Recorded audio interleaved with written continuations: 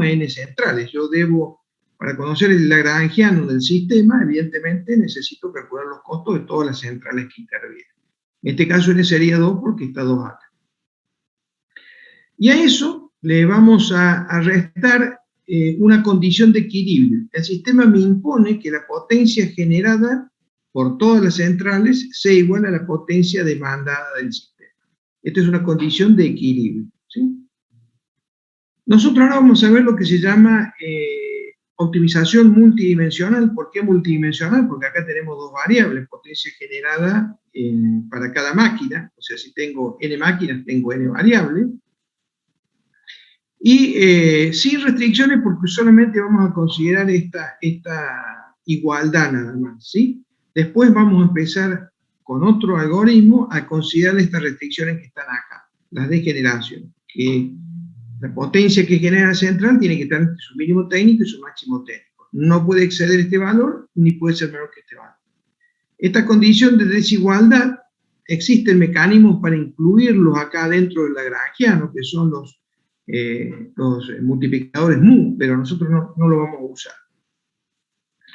Y la condición de igualdad, que es que la potencia, y condiciones de pérdida también en el sistema podemos considerar, que nosotros aquí no la estamos considerando. Entonces, vamos a considerar solamente la igualdad, que la potencia generada sea igual a la demandada. Fíjense que esta sumatoria es potencia, y esto, el lagrangiano, en realidad es una función de costo. Esto es costo. Por lo tanto, el lambda debe ser un multiplicador que sea costo sobre potencia, para que dimensionalmente simplifique potencia acá y quede costo. Ustedes, si algo se acuerdan de máximo y mínimo de análisis 1, saben que había condiciones para máximo y mínimo. Esas condiciones estaban dadas por la derivada de la función, ¿correcto? Entonces yo imponía dos condiciones a la derivada primera y a la derivada segunda. Para que hubiera un máximo o un mínimo, la derivada primera tenía que ser nula y la derivada segunda podía ser positiva o negativa, y eso definía si era un máximo o un mínimo. En este caso, nosotros para encontrar el máximo o el mínimo al lagrangiano, evidentemente lo vamos a derivar. Pero como es una función de dos variables, de n variables, n potencia y lambda, deberé derivar con respecto a la potencia P sub G sub I de cada central, y deberé derivar con respecto a lambda e igual a la 0. ¿Sí? Esto me va a dar las condiciones de máximo o de mínimo. ¿Está bien? Entonces, por eso están las derivadas. Este es el conjunto de ecuaciones y el problema que vamos a resolver nosotros. Matemáticamente o analíticamente se expresa en esta forma. Minimizar una función de PG y delta, donde la función a minimizar en este caso es el costo, ¿sí? Y está sujeto a estas restricciones, a que la potencia de las centrales se mueven entre un mínimo y un máximo, que haya satisfacción de la demanda, digamos, que generada y demanda, en este caso igual a las pérdidas, pero nosotros no vamos a considerar pérdida, vamos a poner 0, que la potencia generada sea igual a la demanda, ¿sí? Y por otro lado, que esas pérdidas estén dentro de un mínimo. Entonces ese sería el problema que queremos resolver. Yo ahora acá les he puesto, vamos a trazar una función. Esta función, vamos a ver cómo sería esta función para dos centrales nada más, ¿correcto? Que es donde podemos hacer una representación. Para lo cual, vamos a irnos al MATLAB. Y en MATLAB vamos a buscar el lagrangiano, que lo tenía por acá. Bueno, acá tenemos, generamos una grilla para generar las dos dimensiones. Fíjense que las dos dimensiones van entre menos 200 y más 200, de incremento de 10 en 10. Establezco un lambda, establezco una potencia demandada, acá están las dos funciones de costo, ¿sí? Y acá vamos a definir las superficies de nivel, y acá vamos a definir el contorno, ¿sí? Entonces, voy a correr esto que me está molestando acá como siempre. Lo voy a correr. Corre.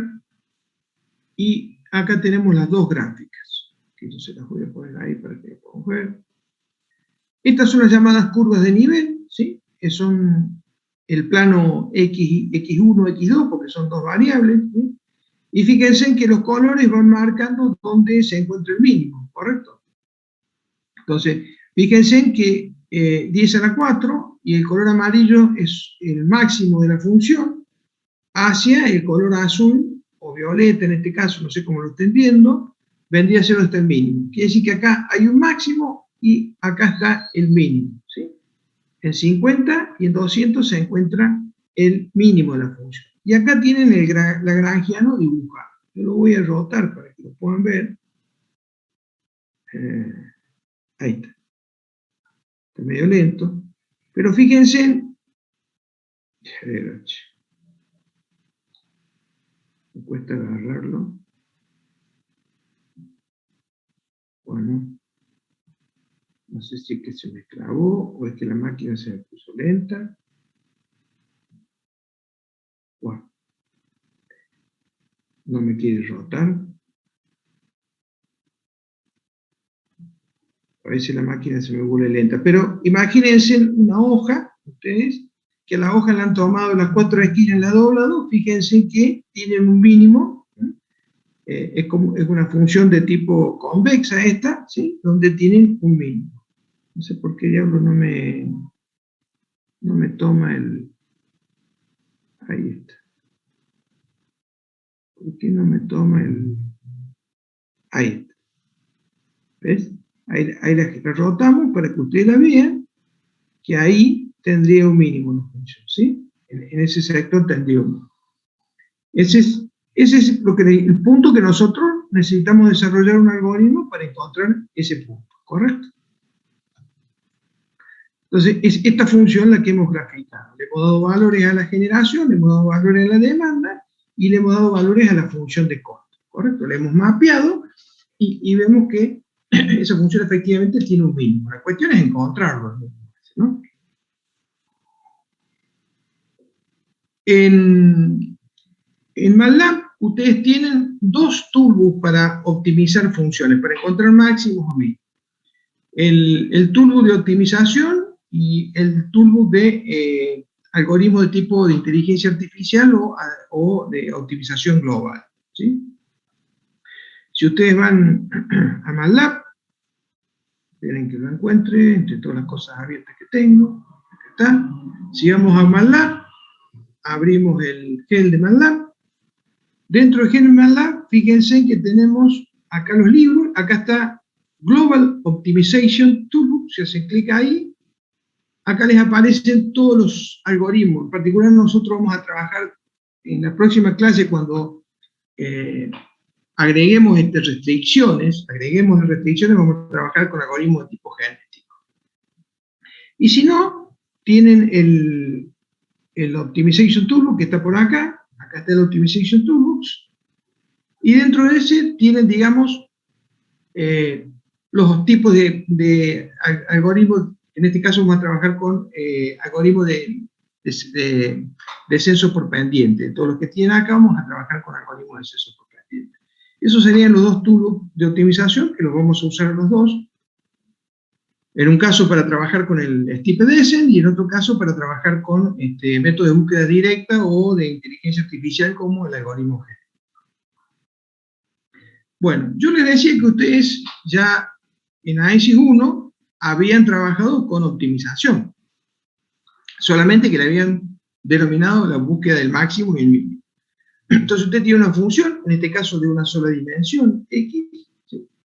Y esta función presenta un mínimo en este punto, presenta un máximo en este punto y presenta raíces en estos puntos.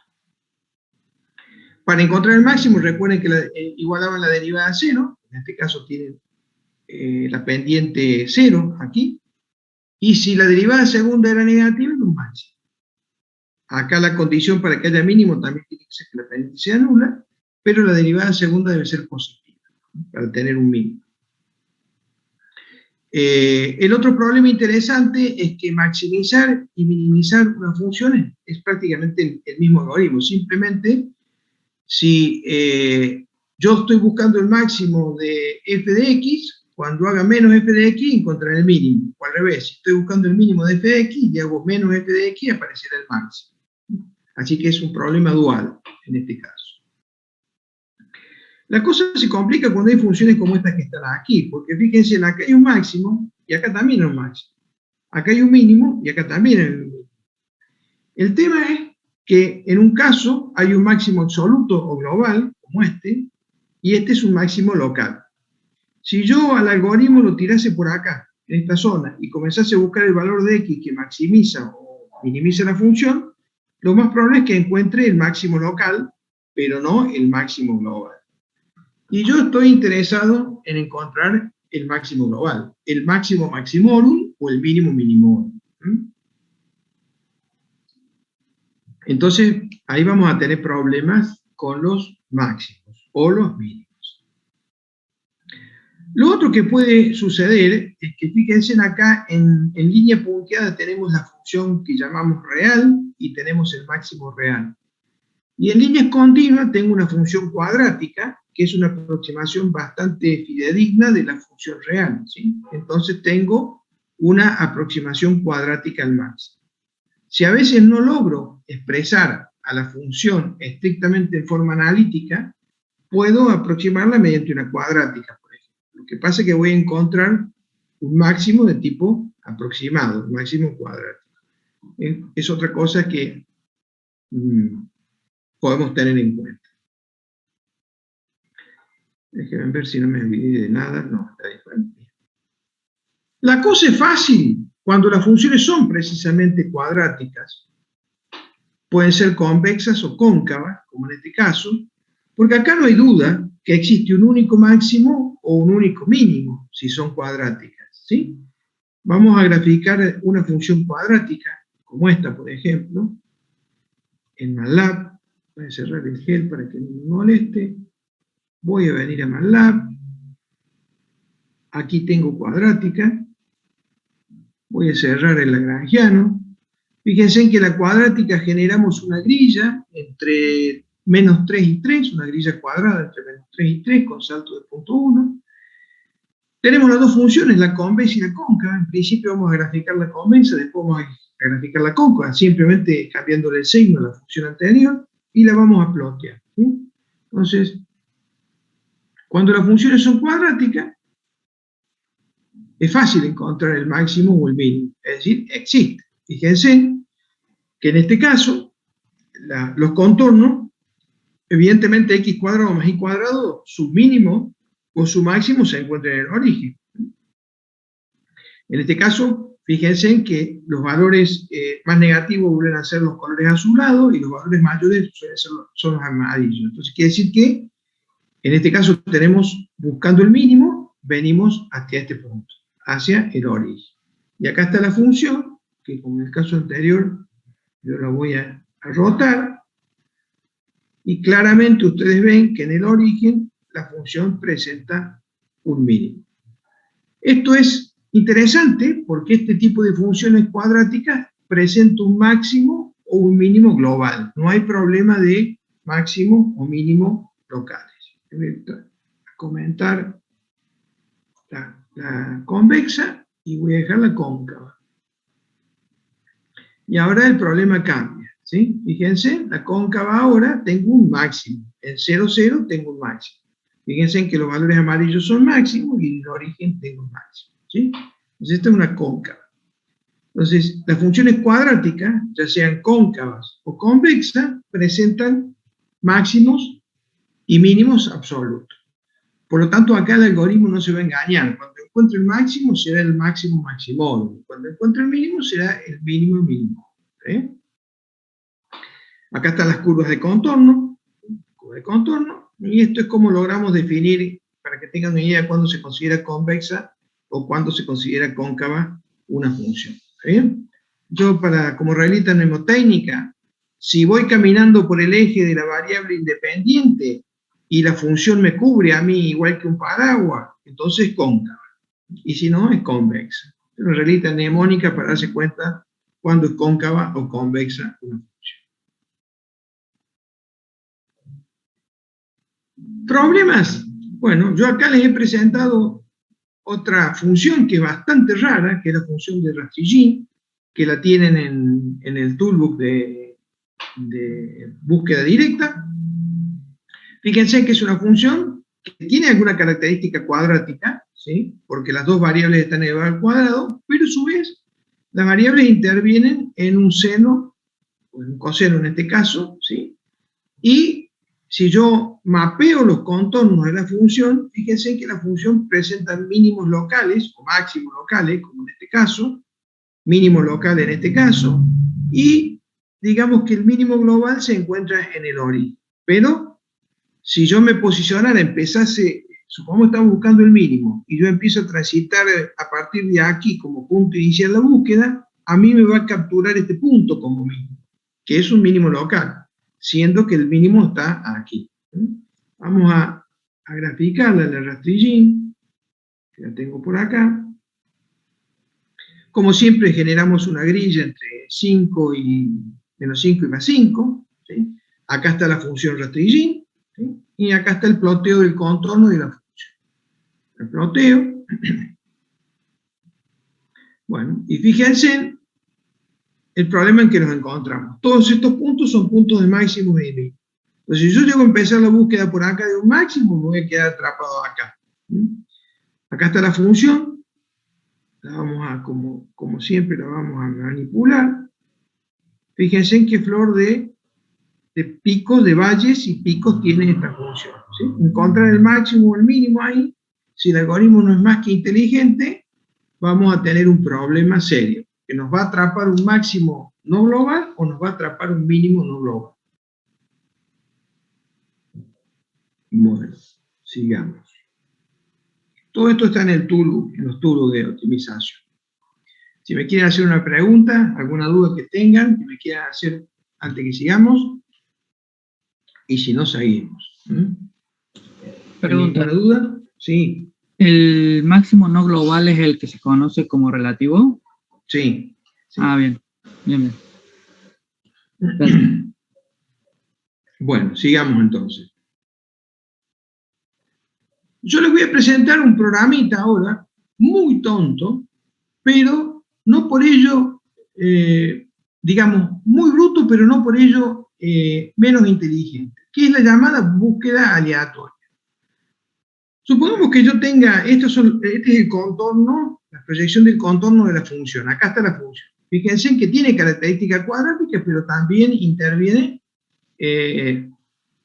las variables en forma no lineal como producto o las variables x e y en forma, digamos, lineal en la función. O sea, es una función bien interesante en la que proponemos hacer una búsqueda de su máximo o de su mínimo, ¿sí? En este caso vamos a buscar el máximo. La búsqueda la vamos a centrar en el dominio de menos 2 más 2 para x y de 1 y 3 para y.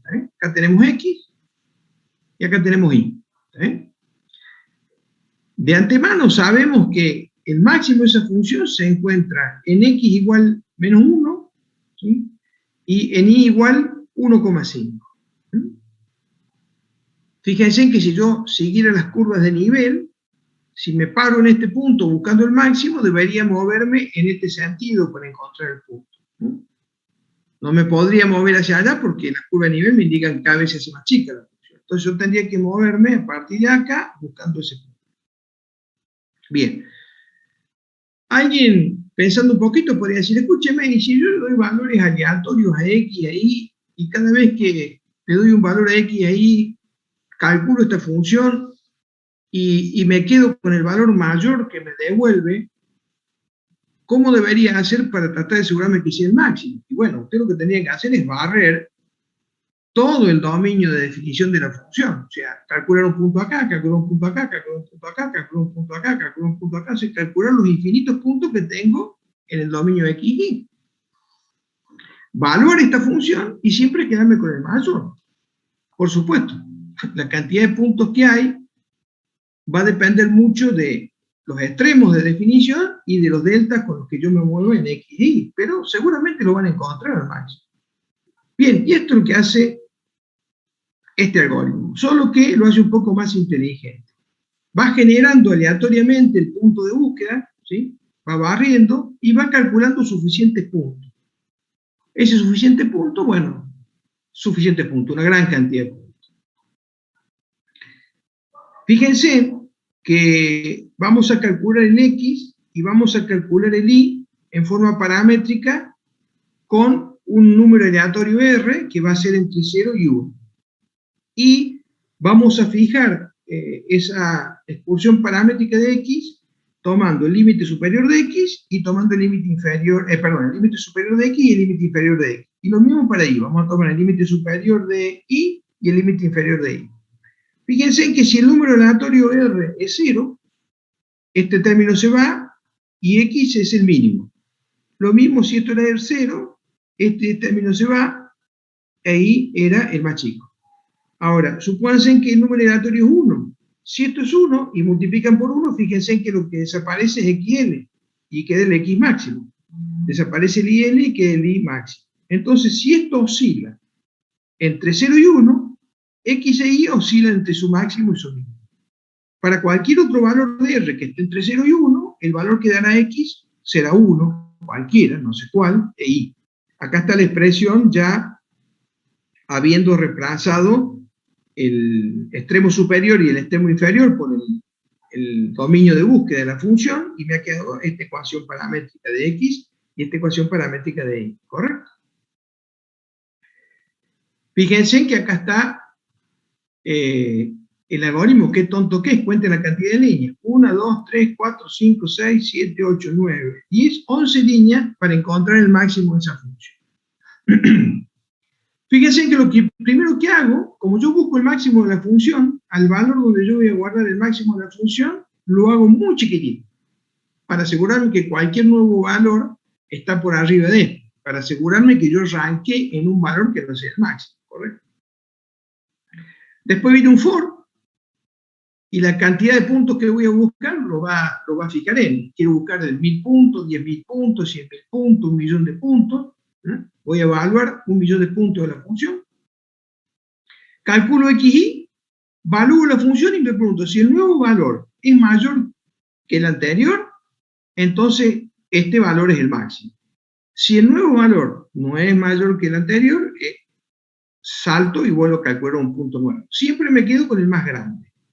Acá tienen para la cantidad de interacciones, acá tiene el valor de X, acá tiene el valor de Y, y acá tiene el valor de la función valuada, ¿sí? Fíjense que estamos, como es un cálculo aleatorio, exactamente no va a ser menos 1, en algunos casos está bastante cercano a menos 1, siempre está cercano a menos 1 y a 1.5, ¿está bien? Yo acá lo tengo el programita. Fíjense que acá está el programita, es muy sencillo, ¿sí? Es lo que tenían allá escrito, ¿sí? Tenemos la definición, la cantidad de interacciones en este caso son 10.000, los límites de búsqueda, voy a hacer 10.000 veces este loop, voy a calcular 10.000 veces la función con 10.000 puntos distintos, y me voy a quedar con el máximo, con el mayor, y cuando termine con interacción tendré el máximo mayor de la función. Lo corro aquí, y fíjense que me dio 1.25, recuerden que estaba el 1.5 y menos 1, menos 1.0043. No es exactamente el mínimo exacto, porque evidentemente esto es discreto y aleatorio. Si lo vuelvo a correr me va a dar otro valor, muy próximo, fíjense. Si lo vuelvo a correr, me da otro valor. Si aumento la cantidad de puntos, en este caso en vez de 10.000 puntos, pongamos 100.000 puntos, corramos, casi no cambia. Y si quisiera agregar más, tarda un poco más, ¿ven? Pero está en el entorno de eso. Entonces, esto me garantiza que encuentro el máximo o el mínimo de la función. Ahora bien, podemos decir que es un procedimiento burdo, porque hago una búsqueda en todo el dominio de definición de la función, pero tiene cosas interesantes el algoritmo. No me interesa la continuidad de la función puede ser discontinua. que en los algoritmos de descenso dependiente o que usan derivadas, yo necesito que la función sea continua. Así que te trabaja con funciones discontinuas o no diferenciables. Localiza siempre el óptimo global, porque me aseguro que el valor encontrado es el más grande de todos los valores encontrados o el mínimo encontrado el mínimo. Se vuelve ineficiente al aumentar el número de variables, claro, porque si yo agregara una tercera variable, el dominio de definición de los puntos a calcular ya es la intersección de 3 variables. Si fueran 4 variables, la intersección de 4 variables, ¿está bien? Y no tiene en cuenta el comportamiento de la función, que podría darme alguna información acerca del máximo. Yo acá le pongo que existen mecanismos más sofisticados que se basan en este principio aleatorio y de búsqueda, ¿sí? Como por ejemplo el algoritmo genético, que es el que vamos a ver nosotros, como el recocido simulado, la búsqueda tabú, las redes neuronales o los enjambres de partículas, que son algoritmos basados en técnicas de inteligencia artificial, pero que usan este principio que está acá. Nosotros, cuando veamos optimización multidimensional restringida, vamos a utilizar el algoritmo genético para localizar los máximos o los mínimos. ¿Está bien? ¿Alguna pregunta que me quieran hacer de esto antes de seguir un poquito más adelante? ¿Se han entendido filosóficamente el problema? Profe, una consulta. ¿Qué pasa si nosotros elegimos un número pequeño de iteraciones? Nada, vas a tener problemas, porque significa que en el dominio de definición de la función, por ejemplo, calculaste el valor acá, calculaste el valor acá y calculaste el valor acá. Hiciste 3 cálculos en todo el dominio, en todo el espacio de definición de la función hiciste 3 cálculos. Tenés una alta chance de no haber pegado o pasado cerca por este punto. Bien. Entonces, mientras más puntos agregue, más cálculos agregue, más puntos calculo del dominio de definición, más chance tengo de pasar cerca de este punto, ¿está bien?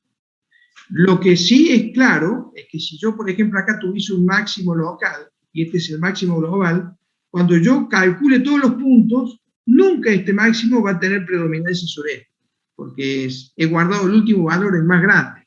¿Se entiende? Sí, se entiende. Yo lo preguntaba justamente por eso de qué pasa si yo elijo un número pequeño de iteraciones y en realidad le vas a errar. No sé, claro. Le vas a errar porque buscaste 3 puntos de todo el dominio de definición de la función. Bien, gracias. Vos me preguntarás, ¿y cuántos puntos son lógicos, ingeniero? Y yo te diría, probá. O sea, el dominio de definición de la función es claro. La X va entre tal valor y tal valor, y la Y va entre tal valor y tal valor. Eso lo fija el problema físico, ¿correcto? Supongamos que la X sea la potencia que genera una central, el mínimo valor de X es el mínimo técnico, el máximo valor de X es la máxima generación de la central. Ahí tenés los límites del dominio de definición. Y después decir, bueno, pero ¿de cuánto salto en cuánto el eje X, el eje de potencia, o el eje Y? Y bueno, anda de un mega en un mega. Después volvé a hacer un cálculo, en vez de ir de un mega en un mega, anda de medio mega en medio mega. Si no te cambia la devolución del máximo, o está muy cerca de lo que te devuelve como máximo, y no tiene sentido que lo achiques. No sé si me explico. Sí, y eso lo haríamos como lo venimos haciendo con el error porcentual relativo, digamos. Claro, ahí decidirías para ahí, o porque agotaste las interacciones, o porque, digamos, ya no estás encontrando un valor más grande de función que el que ya habías encontrado. Son las dos formas de parar, ¿correcto? Bien. Sigamos. Bien, ahora ya vamos a ver un método basado en las derivadas para encontrar máximo y mínimo, que es el método del descenso por la máxima pendiente, o el método del gradiente. Pero antes de eso vamos a ver, o recordarles, si ya no lo han visto, derivada direccional.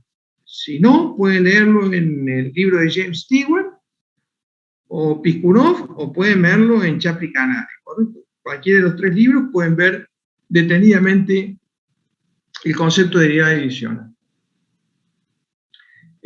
Vamos a ver en este caso, para simplificar, la derivada direccional de una función de 2 variables, ¿sí? La variable X y la variable Y, ¿correcto? Entonces, sea F la función de X y de Y.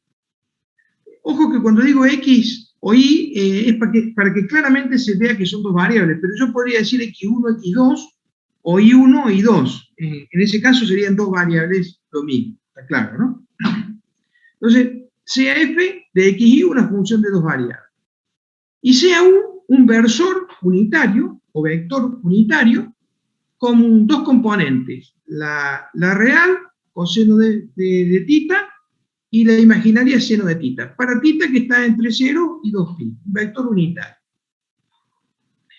Entonces, acá está graficado el vector unitario. Fíjense que estoy parado en un punto, y ese vector unitario tiene una componente en X, dada por coseno de tita, y una componente en Y, dada por seno de tita. ¿Está bien? Lo interesante de ese vector es que marca una dirección de avance. Voy a buscar en este sentido, voy a avanzar en este sentido, parado en el punto A y B. ¿Está bien? Ahí está. Bien, le vamos a llamar derivada direccional de F en el punto AB en la dirección de U al siguiente límite si existe. Entonces decimos que la derivada direccional de la función F en el punto AB en el sentido de U, o la derivada direccional de F en el punto AB en el sentido de tita, es el límite de la función incrementada en X, incrementada en Y, menos la función original, dividido el paso, para el paso que tiende a 0. Esto no es ni más ni menos que la derivada, la definición de derivada de una función de dos variables, ¿sí? Fíjense en que X es el punto A en el que estoy parado, más la proyección en X del paso, A, H, coseno de tita. Fíjense, acá estoy parado en A. Este es el paso unitario que voy a dar, o el paso H que voy a dar, digamos, si lo considero no unitario, el paso H que voy a dar. Ese paso H que voy a dar tiene una componente en X, un paso en X, y también tiene una componente en Y. Acá está la componente en X, y acá está la componente en Y. Es decir, la función se incrementa moviéndome en X, moviéndome en Y, menos la función en su valor original, el punto de partida, dividido el paso H. No es más que la definición de derivada. Bien, cuando la función es diferenciable en el punto S, en el punto AB, la derivada direccional se puede expresar en función de la derivada parcial, es decir, la derivada direccional de la función f en el punto AB en el sentido de U, o la derivada direccional de f en el punto AB en el sentido de tita, es como la derivada parcial de la función multiplicado por coseno de tita más la derivada parcial de la función en el sentido de Y, evaluada siempre en AB, por seno de tita. ¿No? O sea, este es el incremento en X y este es el incremento en Y. Y lo que pasa es que f de Y significa derivada de f con respecto a Y, y f de X significa derivada de f con respecto a X. Como tengo dos funciones, el incremento total viene dado por el incremento en X más el incremento en Y. Veamos un ejemplo. Tomemos la función f de xy igual a xy al cuadrado. Pide evaluar la derivada direccional en el punto 2,2. Correcto, fíjense que es la derivada en el punto AB, 2,2. Pero dice, usted está parado acá, en 2,2. Yo necesito como derivada direccional decir en qué sentido voy a ver la variación. Si la voy a ver moviéndome hacia aquí, cómo varía la función si me muevo así, con esta angulación, o si me muevo con esta angulación, o si me muevo con esta angulación, o si me muevo con esta angulación. Para que tenga sentido como derivada direccional, tengo que decir, yo quiero saber el valor de la derivada, pero transitando cierto camino. En este caso, el camino lo hemos definido para el ángulo tita 1.107 radianes. En ese sentido nos vamos a mover. Entonces, calculemos las dos componentes. Calculemos esta componente. Derivemos la función con respecto a x y evaluémosla en 2,2 por coseno de tita, más derivemos parcialmente la función con respecto a y, evaluémosla en 2,2 con seno de tita. Si hacemos esos cálculos, fíjense, la derivada parcial de la función con respecto a x por acá la tenemos la función. Si derivo con respecto a x, queda como y cuadrado. Como está evaluado en el punto x2 e y2, 2 al cuadrado es 4. Tengo esta componente que vale 4. Coseno de tita, dijimos que era 1.107 radianes. Más la derivada parcial de la función con respecto a y. Si tenemos la derivada de función, es 2 veces x por y. Pero como x vale 2, e y vale 2, 2 por 2, 4, más el 2 que tengo delante de y vale 8. 8 por seno de tita. Sumo todo y da 8.944. Esto implica que un desplazamiento unitario, decimos unitario porque fíjense que hemos tomado seno y coseno, así, sin multiplicar por nada adelante, un desplazamiento unitario en el sentido de h, la función se incrementa 8.944 unidades. Retengan esto porque después vamos a hacer un movimiento distinto al de 1.107 radianes. Es decir, nos vamos a mover parados en el punto A, pero en vez de moverlo con una angulación de 1.7 radianes, nos vamos a mover con una angulación casi la mitad, o sea, en este sentido, ¿sí? En vez de movernos así, después nos vamos a mover casi con la mitad del lado. Y vamos a ver qué sucede, ¿está bien? Pues esto es la derivada direccional.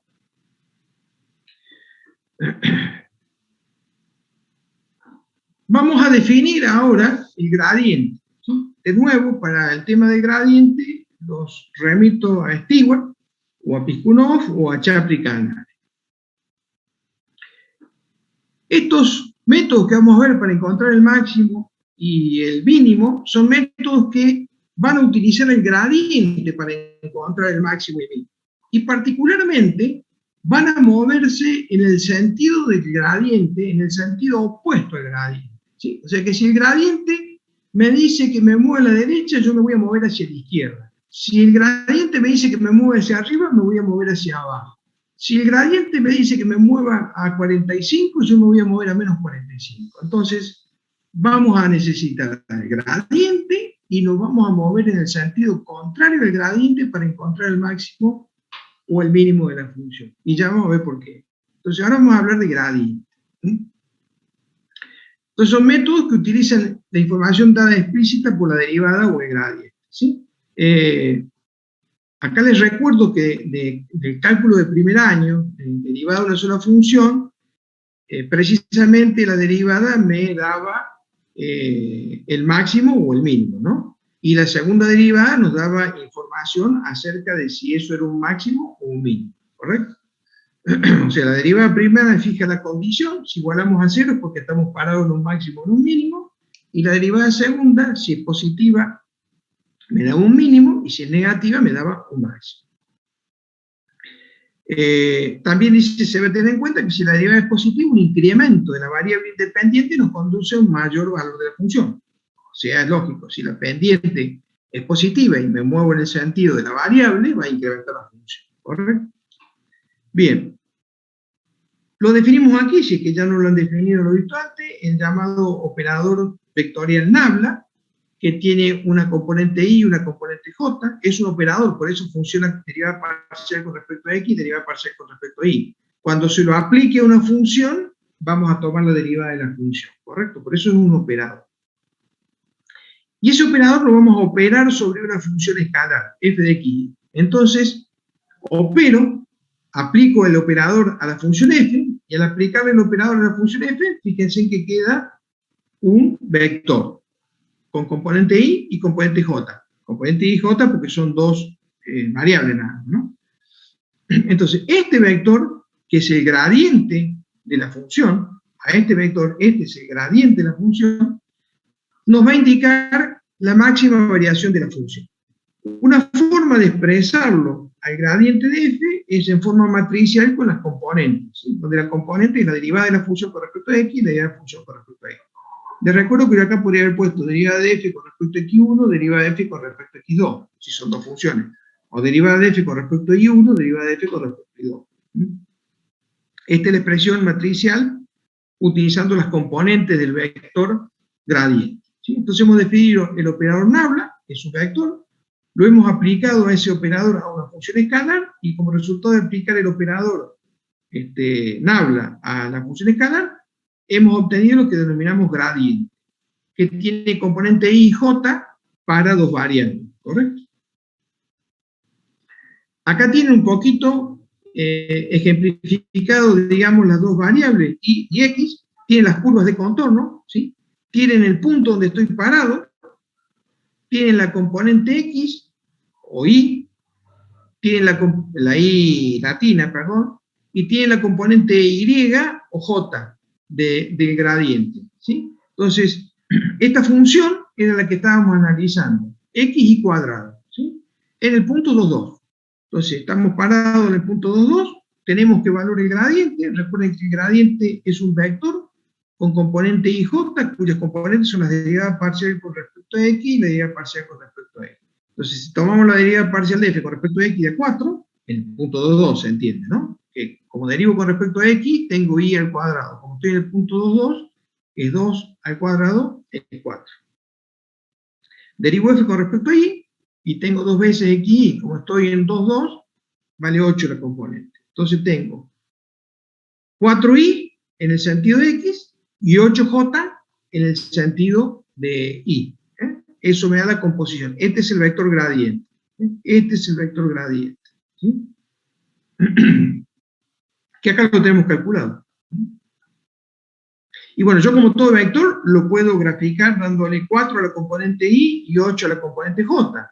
O también podría calcular el módulo del vector, raíz cuadrada de los cuadrados de las componentes, 8.94, y podría calcular el ángulo del vector. Esto sería en coordenadas rectangulares y esto sería en coordenadas polares. Donde el ángulo es la tangente de la coordenada, llamémosla imaginaria, sobre la coordenada real. Ahora, miren lo que me dio el gradiente. 1.7 y 8.944. Lo mismo que me había dado la derivada direccional. Lo que pasa es que la derivada direccional yo ya había elegido moverme en este sentido, ¿sí? Moverme en el sentido del gradiente. ¿Bien? Vamos a hacer una cosa. Veamos si podemos vincular el gradiente con la derivada direccional. Si multiplicamos el gradiente de la función por un vector de desplazamiento unitario U, obtenemos la derivada direccional de F en el sentido de U. Recuerden, tomemos un vector unitario U, coseno de θ por I más seno de θ J. La derivada direccional de F en el punto AB en el sentido de U, fíjense en ese, el gradiente de F evaluado en AB, producto punto de U.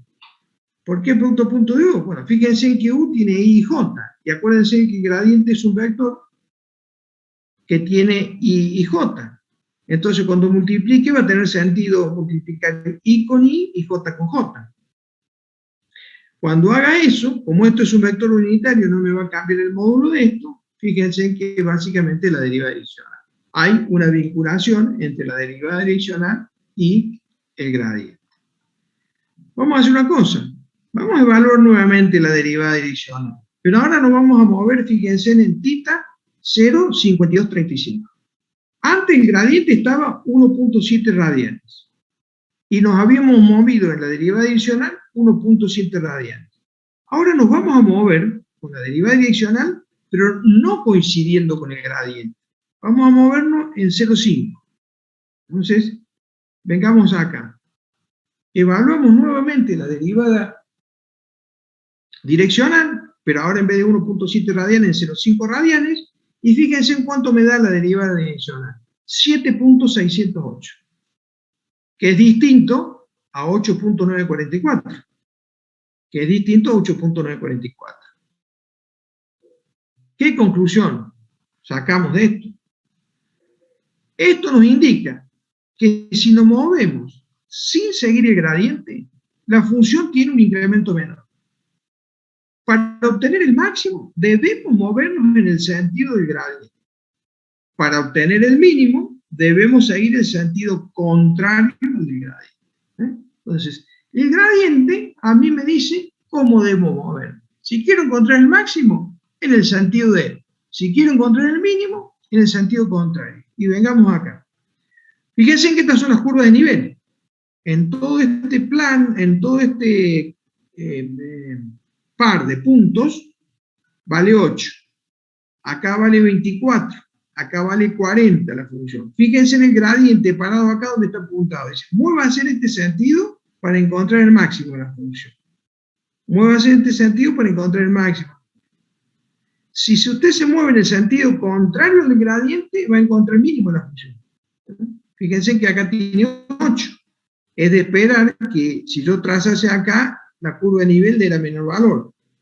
Y fíjense, ¿dónde es mínima la función x e y? En el origen. Porque si esto vale 0 y esto vale 0, la función vale 0. Entonces, si me muevo en el sentido gradiente, voy a ir apuntándole hacia el origen, sentido contrario del gradiente. Ya saben que direccionalmente se tienen que mover con el gradiente, porque si direccionalmente no se mueven con el gradiente, no van a encontrar el máximo o el mínimo. Acá tienen un ejemplo, cómo es el movimiento. Fíjense, parado acá, el gradiente me dice que me mueva hasta aquí. Ahora, cuando llego aquí, tengo que volver a evaluar el gradiente, y el gradiente ahí me dice que me mueva hacia aquí. Parado aquí, vuelvo a evaluar el gradiente me va a decir que me mueva en este sentido. O sea, partiendo de aquí, yo quiero buscar aquí que termine. Bueno, el gradiente primero me indica que me mueva así, después me indica que me mueva así, y si vuelvo a hacer un cálculo, me va a decir que me mueva así. El sentido contrario al del gradiente, perdón, ¿no? Obviamente que si quiero encontrar el máximo es en el sentido del gradiente. Acá yo les digo que no hay nada que a ustedes diga que esto es un máximo o un mínimo, simplemente están dibujadas las curvas de nivel. Si este fuera un máximo, me voy moviendo en el sentido del gradiente. Si este fuera un mínimo, este es el sentido contrario del gradiente. Pero el gradiente siempre es el que me da la información de cómo mover. Yo acá esto se los he puesto simplemente para información de ustedes, porque lo pueden encontrar, y tiene que ver con lo que habían visto para máximo y mínimo de una función. Ustedes se habían visto como para máximo y mínimo de una función, que la derivada segunda me daba información de si era un máximo o un mínimo. Bueno, acá como tenemos funciones de varias variables, aparece la matriz hessiana y el hessiano, que es el determinante de la matriz hessiana. Fíjense que la matriz hessiana se compone con la derivada segunda de la función con respecto a x dos veces, derivada cruzada de f, derivada cruzada de f y derivada de f con respecto a y dos veces. Evidentemente, acá hay que derivar dos veces, ¿sí? Y el determinante del hessiano, bueno, por multiplicación cruzada sacan el determinante. Ahora fíjense, se pueden presentar tres casos. Si el determinante hessiano es mayor que 0 y la derivada segunda con respecto a x es mayor que 0, entonces f de xy tiene un mínimo local. Si el determinante del hessiano es mayor que 0, pero ahora la derivada con respecto a x es menor que 0, entonces f de xy tiene un máximo local. Y el problema grave estamos en si el determinante del hessiano es menor, es negativo, entonces tenemos lo que se llama un punto silla, que es lo que ustedes tienen dibujado acá. No tiene un mínimo, sino que tiene infinitos mínimos si me muevo en el punto silla. Entonces, bueno, esto es porque ustedes se acuerdan que la derivada primera igualada a 0 sacaba las condiciones de máximo o mínimo. Y la derivada segunda, si era positivo daba mínimo, y si era negativo daba máximo. Bueno, para varias funciones, para una función de varias variables, perdón, es necesario ya considerar el hessiano y la matriz hessiana para poder decir si tengo máximo local, mínimo local, o lo que es más grave, tengo punto silla. Eso se lo traigo a colación para que haya una concordancia con lo que era análisis. ¿Está bien? Bueno, y acá está el algoritmo. Acá está el algoritmo del descenso. ¿Cómo haríamos para detectar un máximo y un mínimo moviendo en el sentido contrario al del gradiente y utilizando el gradiente? A este algoritmo después le sigue un ejemplo, que es totalmente esclarecedor, pero permítanme describirles el algoritmo en primera instancia. Lo primero que quiero que tengan en cuenta, fíjense en esto. Cuando estoy poniendo x en negrita, me estoy refiriendo a un vector de variables 1 a n. Es decir, X es una ecuación vectorial, matricial, porque X es una matriz columna, X es una matriz columna, P es una matriz columna, ¿sí? Porque contemplo variable 1, variable 2, variable n. Y cuando tengo el subíndice K, me estoy refiriendo al paso késimo. Entonces, lo que quiero decir es esto, que la matriz columna en el paso késimo más 1 es igual a la matriz columna en el paso K anterior más un paso K nuevo y un alfa K. Esto es como un incremento, si lo quieren ver, es un incremento. Parto de un punto de partida, doy un paso en un sentido y obtengo una nueva posición. Esta ecuación que está arriba, la vamos a ver como esta. Estoy parado acá, en este punto, y doy un paso en este sentido, y obtengo un nuevo valor de X y de Y. Entonces, eso es lo que está acá. La cuestión ahora es, el punto de partida es cualquier punto donde iniciamos la búsqueda, eso lo podemos definir. El tema acá está en definir paso. ¿Cuál paso y cuál valor de paso? Bien. El delta K es la nueva posición menos la vieja posición. Despejen de acá, pasen para acá, y fíjense en que el delta K es alfa K PK. El paso tiene que tener dos cosas, dirección y tamaño, porque este es un vector. Bien, pero además, como yo estoy buscando en este caso el mínimo, el valor de la función en la nueva posición debe ser menor que el valor de la función en la vieja posición. Esta es una condición que yo le impongo, porque busco mínimo, estoy minimizando, ¿no? Debe ser tal, ese paso que yo dé, debe ser tal que la función disminuya si estamos minimizando, es decir, que en la nueva posición en la que me encuentro, la función valuada en esa nueva posición sea menor que la función valuada en el arranque, ¿correcto? Bien, acá vamos a hacer un reemplazo. F de nueva posición igual a F de vieja posición más delta, ¿sí? Pero fíjense que si ustedes expresan esto, es F de XK más G de K, delta de K. Esto es expandir Taylor para varias variables alrededor del punto de partida. Fíjense, esta es una función, ¿sí?, de varias variables. Delta, recuerden que son X1, X2, Xn. ¿Qué decía Taylor? Bueno, es la función valuada en el punto de partida, más ¿qué cosa? Más la variación, la ley de variación, que no es ni más ni menos que la derivada de la función con respecto a la variable, multiplicado por el paso. Pero cuidado que todo esto es matricial, esto significa la traspuesta de la matriz de derivadas por el incremento de todos los pasitos, ¿no? Bueno, fíjense que G de K no es ni más ni menos que el gradiente de f de x. Acá está el operador nabla, la función escalar y las variables, de las que depende la función. Entonces, esto es el gradiente evaluado en las posiciones que yo me encuentro, x y x de k, ¿correcto?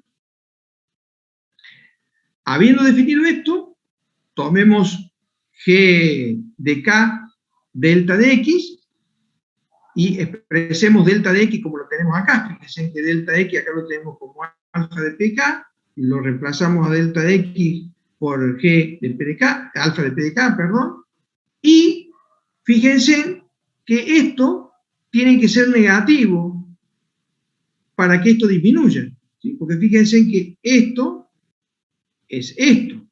Para que este nuevo valor sea menor que esto tiene que ser menor que 0. Entonces le resto de aquí y este nuevo valor es menor que el valor anterior. Es una condición que yo fijo. Condición que se debe cumplir para que la función en el nuevo punto sea menor que el anterior. Entonces fíjense en qué interesante.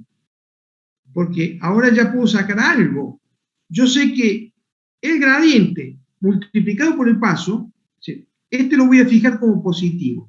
El valor del paso, alfa, lo voy a fijar como positivo. Chiquitito y positivo. Lo fijo yo. Si lo fijo positivo, quiere decir que el producto del gradiente por el paso, para que sea negativo, tiene que ser que el paso sea contrario al gradiente. De ahí sale que el paso es contrario al gradiente, para que este producto sea negativo. para que esto sea negativo y para que el nuevo valor sea menor que el valor anterior. Condición que yo fijé. ¿Está bien? Entonces, hecho estas aclaraciones, fíjense que ahora yo puedo reemplazar este alfa pk que no conocía por el valor que conozco ahora, ese gradiente cambiado de signo. Mi proposición fue dar un paso, no sabíamos cuánto y en qué sentido. Ahora sabemos, damos un paso que vale el gradiente cambiado de signo y tengo el nuevo valor de la variable. Y acá está el algoritmo. Necesito conocer el gradiente, o sea, las derivadas parciales de la función. Necesito conocer el punto de partida. Al punto de partida le resto el gradiente, valuado en el punto de partida, y le asigno, digamos, un tamaño a ese gradiente. ¿Cuánto me voy a mover? Este es arbitrario. Fíjense que el tamaño alfa k es un paso pequeño y positivo.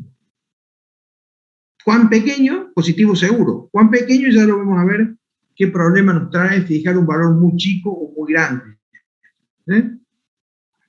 Bueno, acá les dice que hay varios métodos para evaluar alfa k, ¿no es cierto? Pero el más sencillo es tomar el más chiquito posible. Ese es el método. Bueno, ahora vamos a ver un ejemplito de esto, cómo funciona esto. Entonces, partir esto. Tenía que dar un paso. Parado en el plano XY, tenía que dar un paso para obtener una nueva posición XY. O sea que parado ahí, daba un paso. La cuestión era qué paso daba y cuánto valía ese paso. Lo que sí sabía es que el valor de la función en la nueva posición debía ser menor que el valor de la función en la vieja posición. Esto me llevó a demostrar que el paso es precisamente el gradiente cambiado de signo. Entonces, la ecuación de recurrencia quedó aquí. El nuevo valor de la variable es el viejo valor de la variable menos el paso que fije el gradiente, cambiado de signo. Recuerden ustedes que el gradiente es la derivada parcial de la función con respecto a x. Y recuerden que esto es Taylor. Valor en el entorno de la función más la variación que sufre la función según la derivada, por el paso, por el delta k. Bueno.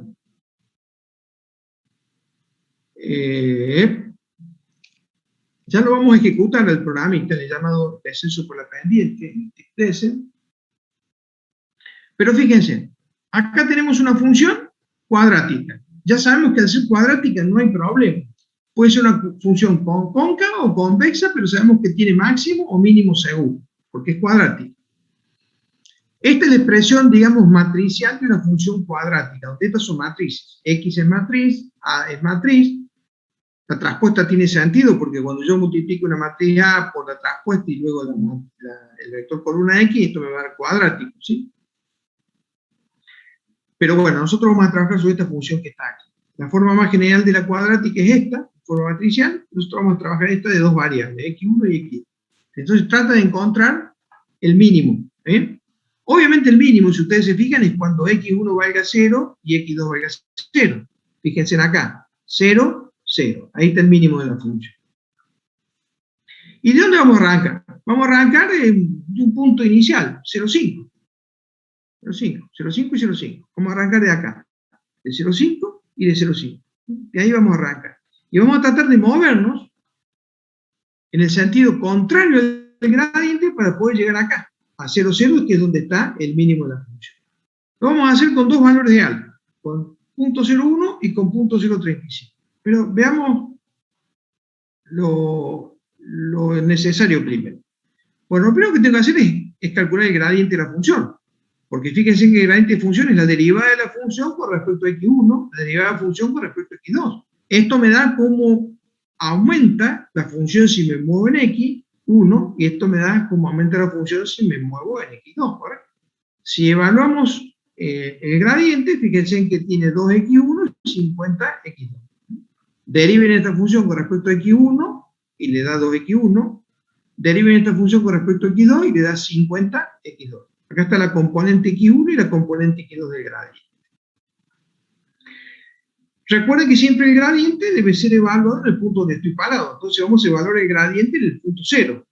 La evaluación del gradiente en el punto 0 significa que x1 vale 0,5 y x2 vale 0,5 en el punto 0. Por lo tanto, el gradiente en el punto 0 vale 1,25. ¿Bien?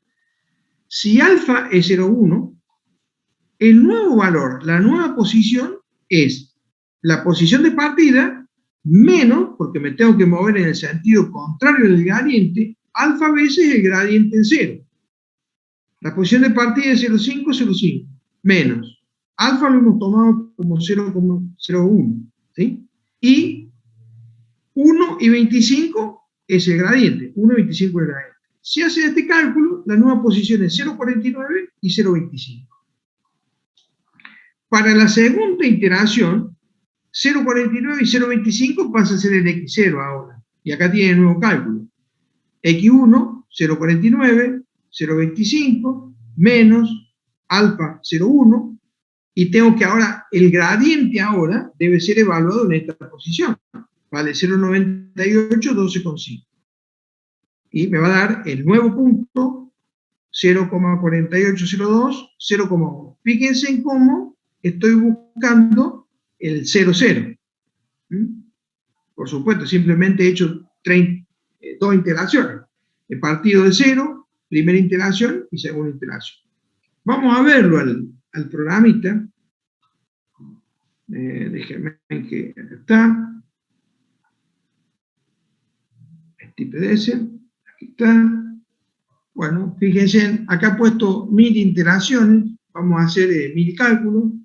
He puesto el error estimado en punto 10 micrones, alfa 0,01, punto de partida 0,505, y he fijado el costo viejo en 1000.